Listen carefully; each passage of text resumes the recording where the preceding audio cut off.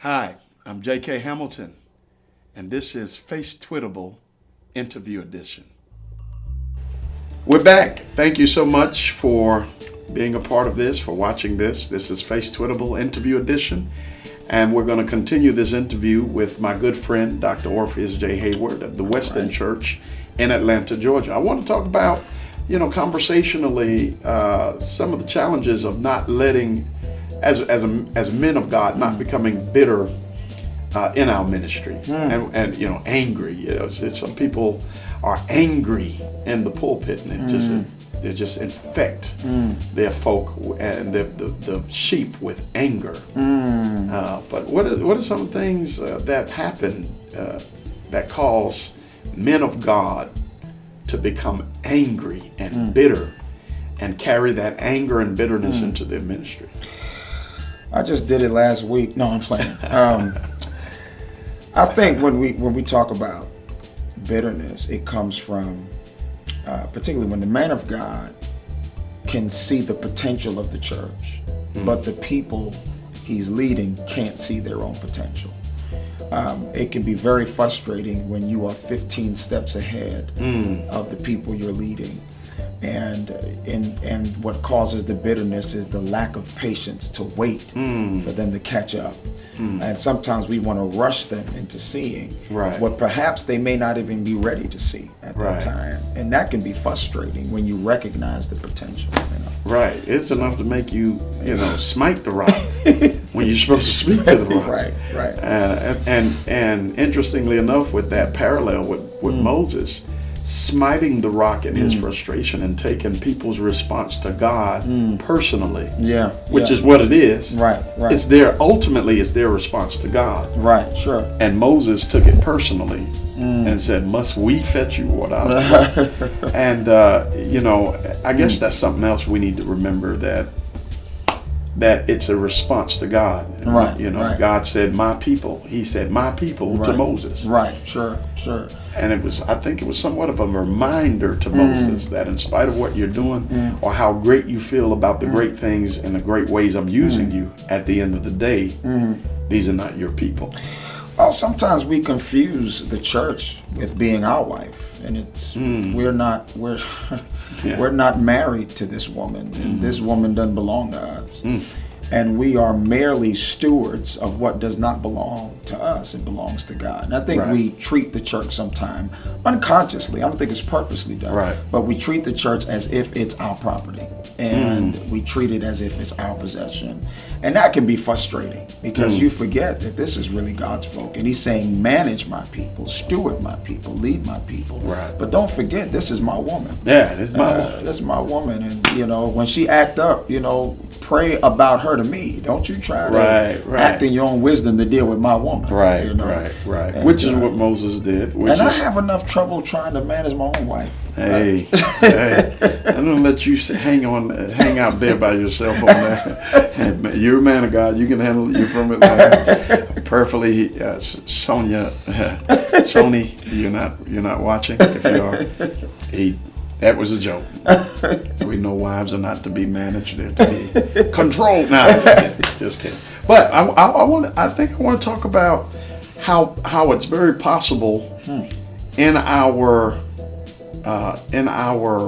passion for ministry to somehow tie our sense of self-significance to ministry, because there are a plethora of preachers and ministers and pastors out there who have tied their sense of worth to their ministry. And so they go through a difficult time transitioning or experiencing God transitioning them. They feel and so it becomes a fight for significance instead of an endeavor for God. It becomes a fight for significance.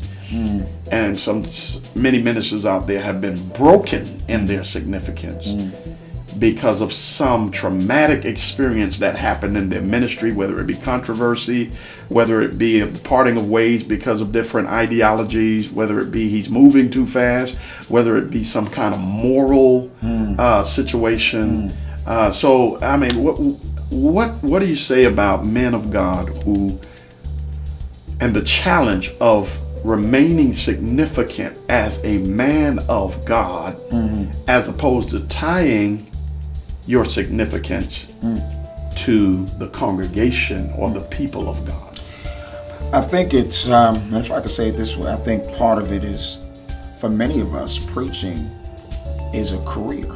It's not something we do in addition to something else. And sometimes you marry your significance to the ministry because it is your career, in a sense. And I think what I've had to learn to do is understand that, in a sense, this is not a career, but this is a movement that I'm in for God's purpose. And I think you can lose sight of this not being about your significance, but about magnifying God. Oh my. And if it's not about magnifying God, unconsciously it can become about magnifying self. Right. And then you start to fight for this significance that really, that was never the fight. And you were never called to fight for significance. Right. I think by decreasing your desire for significance can actually make you more significant.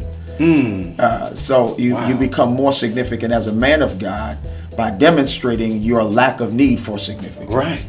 Right. And I think if you keep that in perspective, it can be helpful. If for nothing else, it can keep you sane from losing your mind when you get mistreated. You don't feel like it's been a slight against your significance because you didn't tie your significance to this in the first place. So I think that's important. Absolutely. For no other reason to stay sane, because you can lose your mind in this business. Yeah, and a lot of men of God are losing their mind. And there's a moral decay. That's right. There's a spiritual decay.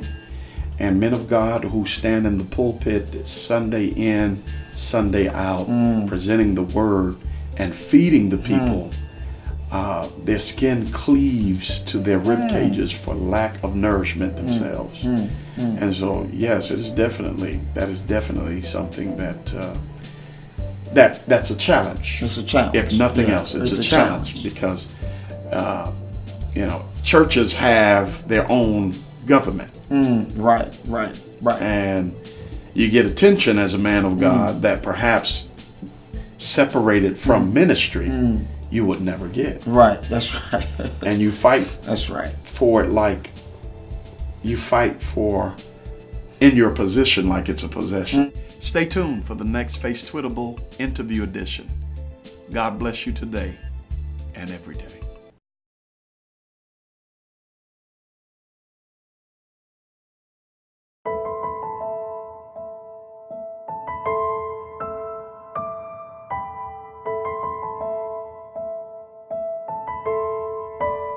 Hi, I'm J.K. Hamilton, and this is your Facetwittable moment.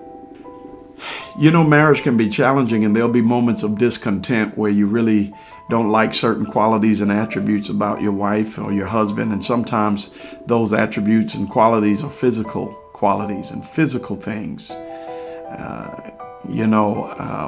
And sometimes you might find yourself praying to God that the Lord causes you to be more attractive to your spouse, or that your spouse will take better care of themselves to be more attractive to you, or that the Lord might put an eye of attraction to your spouse. And sometimes that discontent can show up in so many harsh ways and so many insulting ways. But I'm going to tell you something.